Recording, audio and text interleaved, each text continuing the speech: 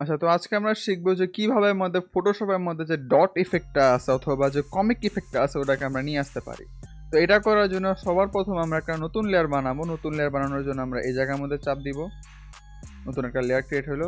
এখন নতুন লেয়ার এর জন্যই প্রয়োজন, কারণ আমরা যদি আমাদের ছবির উপরে আঁকাই তাহলে আমরা যদি বাই চান্স একটু ভুল করে ফেলি সেটাকে আমরা ঠিক করতে পারবো না।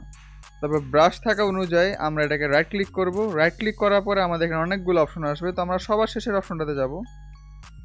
এই যে সবার শেষের অপশনটা হলো যে স্পেশাল ব্রাশ এফেক্টস।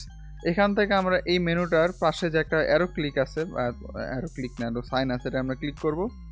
ক্লিক করে আমরা যদি স্ক্রোল করে যাই তাহলে নিচের মধ্যে আরও অনেকগুলো অপশন আসবে। আমরা সবার শেষের দিকে যাবো এবং আমরা দুইটা দেখতে পারবো ডট এফেক্ট আছে।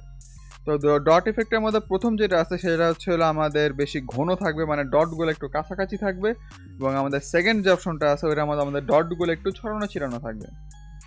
তো যে কোনো একটা সিলেক্ট করলেই হয়। আমি ছড়ানো ছিটোটাকে নিলাম।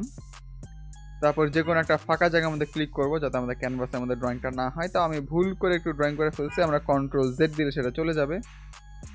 চলে গেছে।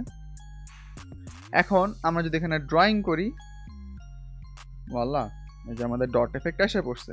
এখন আমি এটাকে যে কোনো একটা কালার দিতে পারি। কালার দেওয়ার জন্য আমরা যে এই পাশে যে ইয়াটা আছে আমাদের যে কালার সোয়াচ প্যানেল বা যেটাই বলো না কেন এটা আছে, এখান থেকে যদি আমরা একটা কালার সিলেক্ট করি, আমি পার্পল বা অথবা ব্লু অথবা ভায়োলেট সিলেক্ট করলাম। এখন যদি আমি এখানে ড্রয়িং করি আমরা দেখবো যে আমাদের এই ব্রাশটার কালার অথবা ডটের কালার ওই ব্লু হয়ে গেছে। এখন এটাকে আমরা বড় করতে পারি। বড় করার জন্য আমরা কিবোর্ডে থার্ড ব্র্যাকেট এন্ডিং যেটা আছে এটা যদি আমরা দিই তাহলে এটা বড় হবে, এবং থার্ড ব্র্যাকেট স্টার্টিং যেটা আছে ওটা দিলে আমাদের এটা ছোট হবে।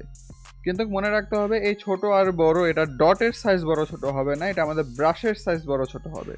যেমন আমি যদি আমার ব্রাশের সাইজটা একটু বড় করি, আমি যদি ড্রয়িং করি, দেখো আমার ব্রাশের সাইজ ছোট বড় হয়েছে, কিন্তু আমার যে ডটের সাইজ আছে সেটা কিন্তু সেমই।